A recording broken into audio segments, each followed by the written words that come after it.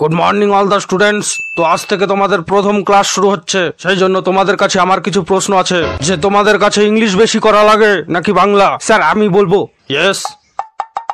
Sir আমাদের কাছে বাংলা বা ইংলিশ কোনোটাই বেশি করা লাগে না, কারণ আমরা মালে জল মিশিয়ে খাই স্যার।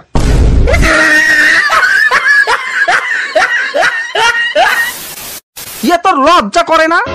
তুই তোর বইগুলো ভাঙা চোরা বিক্রি করে দিয়ে এখন পরীক্ষার সময় পড়ার জন্য আমার বই নিয়ে টানাটানি করছিস।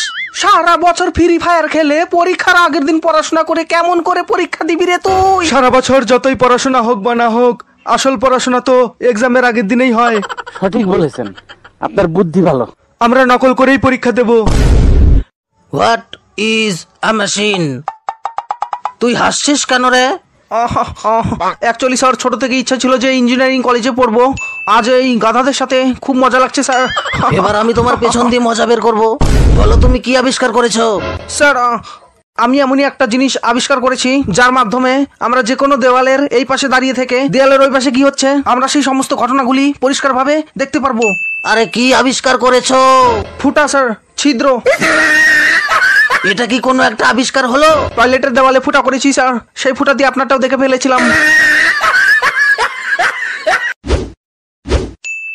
আমার মাথায় এমন এক বুদ্ধি এসেছে যার মাধ্যমে আমরা পরীক্ষাতে পাশ করে যাব। এত বুদ্ধি মাথায় নিয়ে তুই ঘুমাস কেমন করে বাবা?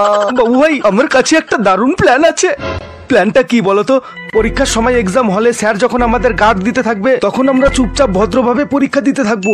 যখনই স্যার আমাদের সামনে আসবে, ঢুস করে পাদ দেব, আর পাদের গন্ধে স্যার রুম থেকে বেরিয়ে যাবে। আর তারপরে আমরা তিনজন মিলে নকল শুরু করব। পাস করার জন্য কত 33 নাম্বার লাগবে তো? নকল করে 20 নাম্বার আর প্রজেক্টর 15, তাহলে কত নাম্বার হলো আমাদের? 35। হিসাবটা ভালোই করতে পারো।